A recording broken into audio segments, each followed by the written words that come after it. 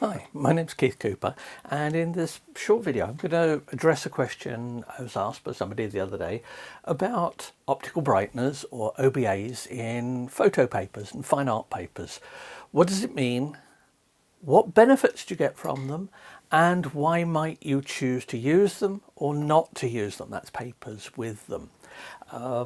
It's a bone of contention with some people. Some people have an absolute dislike of OBAs in paper and it is something wrong that you should never ever use, whereas other people think, well, yeah, use them as you wish, doesn't really make much difference. I'm more in the second camp, but there are times I might choose to use papers without OBAs for various reasons. But anyway, what are they? Optical brightening agents.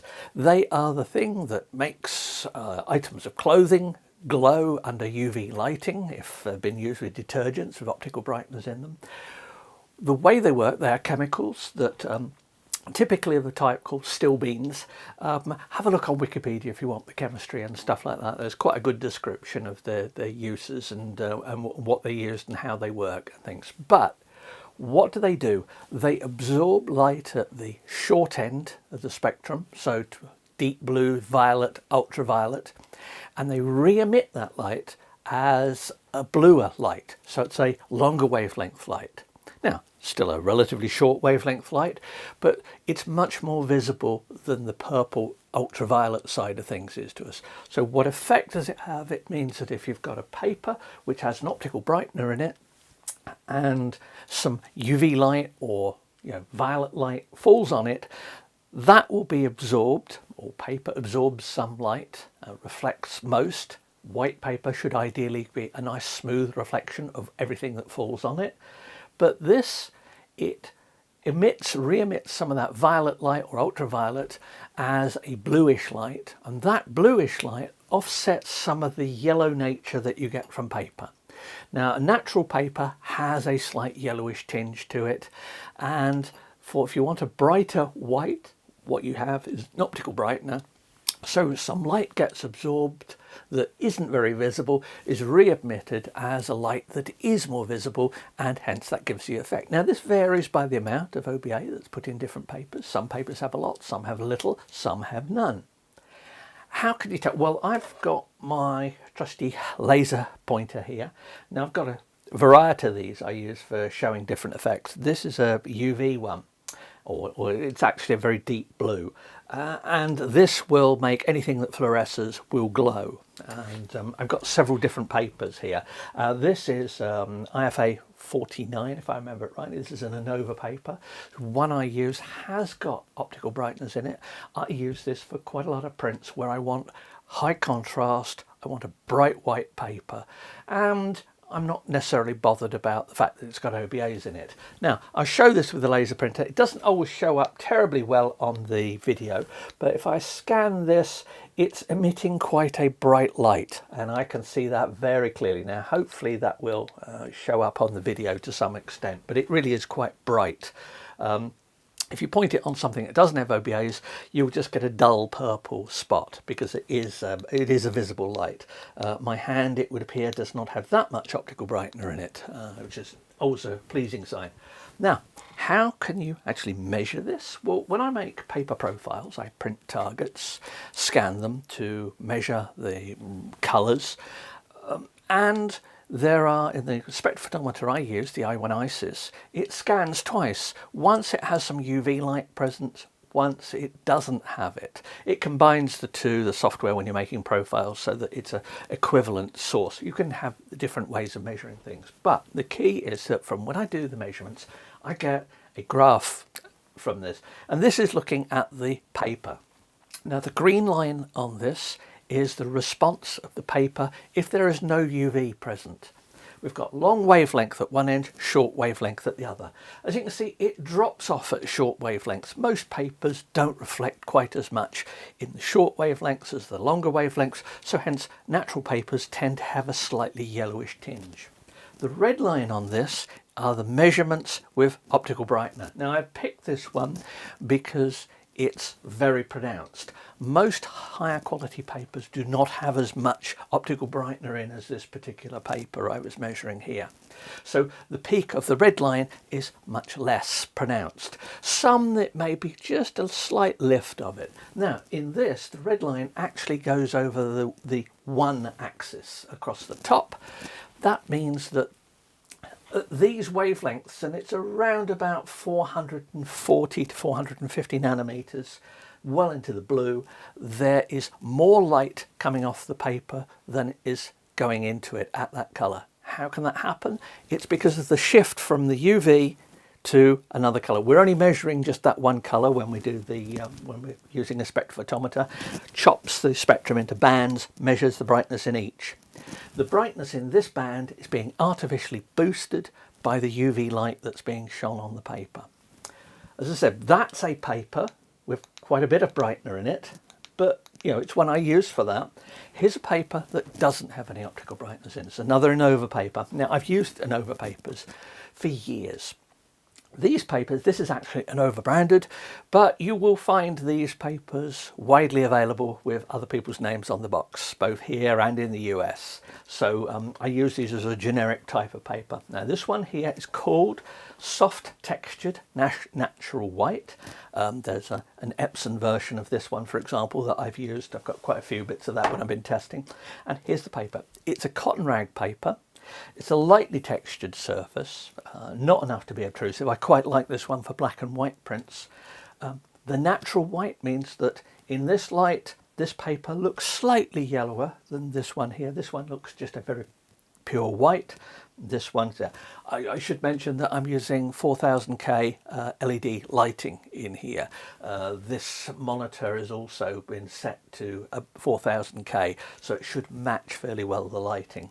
But this one here, if I shine on this, well, yes, I can see the spot. There's nowhere near the brightness I'm getting from this paper over here. With this one here, I'm seeing hardly anything. In fact, the light reflected off it is making the box, which does have optical brightener in it, much brighter. So there we go. There's the box with that, and there's the actual paper. Remember that the actual coatings and stuff of papers may well fluoresce very slightly themselves. So you're never going to get, in a normal white paper, no response to this, but you get very little, and this specifically does not have any optical brightness added to it. Potential problems of optical brightness, well, they can oxidize over time and they lose their efficiency. As they oxidize, and they also and UV affects them, the chemical nature, the chemical formula of the compound may not change, but it may rearrange itself so the molecules are no longer optically active, so that you get the optical brightener that's in here gradually reverts to a form which isn't an optical brightener. Still the same chemical, but a different structural form of it, and that doesn't glow. So you can lose that glow.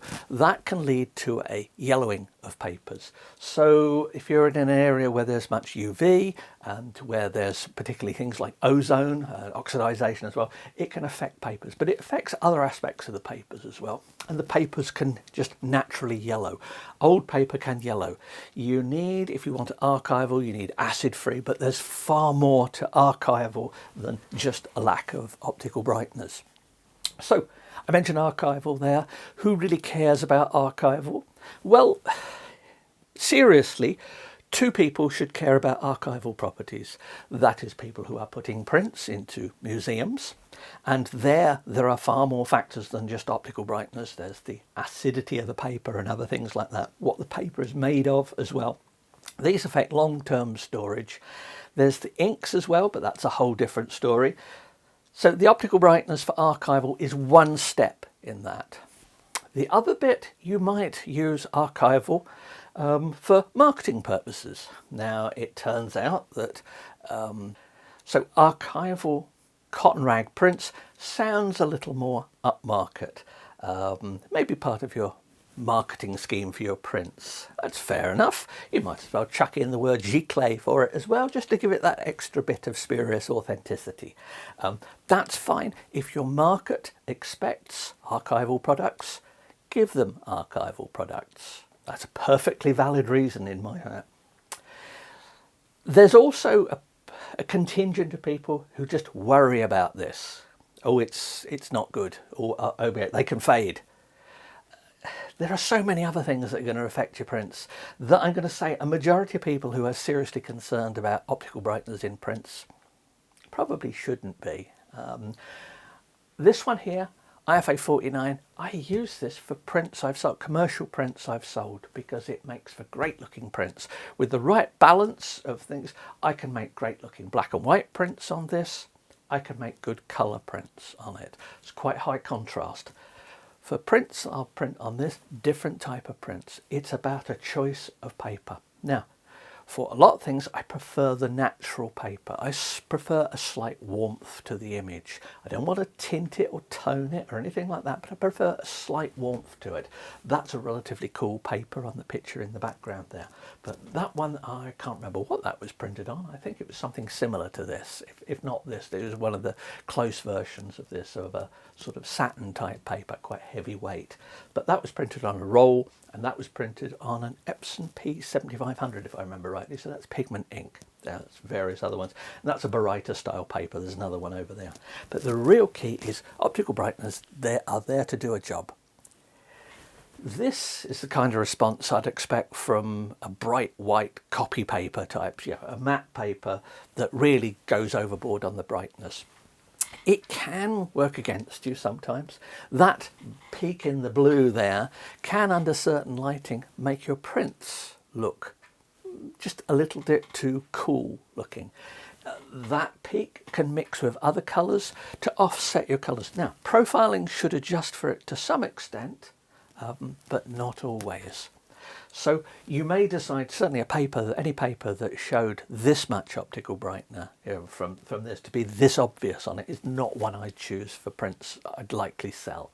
It might be a paper that I like using for something, but it's not something I want. I'm much more likely to go for this, which has low optical brightener in, but it has some, or this where it has none. And this is because it's the natural white. I may find an image that I prefer on the soft textured bright white or the smooth bright white. They become surface texture, whatever. This is quite heavy paper. It's cotton rag, so this one here is 315 gram. So that's a fairly common paper. So there you've got it. Are OBAs a problem to you? Well, it depends. Depends just how much.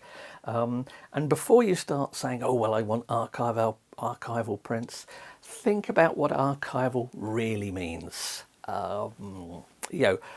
If I'm unlikely to see a print of mine in 40 years' time, wouldn't mind, but I think it's unlikely. Does that really make a difference? Am I bothered about archival? It's a personal thing you have to decide. If I'm marketing, yes, it matters. Does it matter to me personally? Somewhat less. It's up to you to decide. But don't be worried about optical brighteners. OBAs are not automatically bad. They are useful. Sometimes they're less useful, sometimes they're more useful. Anyway, I hope that sort of covers some of what people are asking. Please do ask questions. It was somebody's question that basically sort of led me the idea to do this short video. And so thanks for asking questions. And thanks for watching. Please do subscribe to the channel, is appreciated as well. And I'll come back with some more paper reviews and things, and some more observations on whether it really matters or not. Thanks for watching.